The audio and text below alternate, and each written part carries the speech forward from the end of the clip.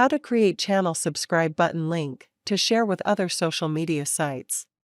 So let's see how to do in this video.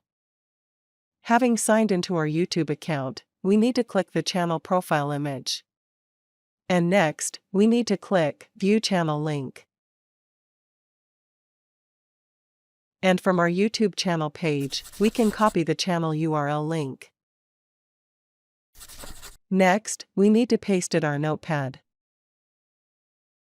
To this YouTube channel link, we need to add this text that you see on the screen. !sub_confirmation equals to 1. We need to copy the entire YouTube channel subscribe button link and paste in web browser. Once we click enter, the link will open YouTube channel page with the subscribe pop-up button link, which users can click and subscribe to the channel before watching the content. Channel owners can share the subscribe pop-up button link in emails, social media pages, and their website to get more subscribers and channel videos views.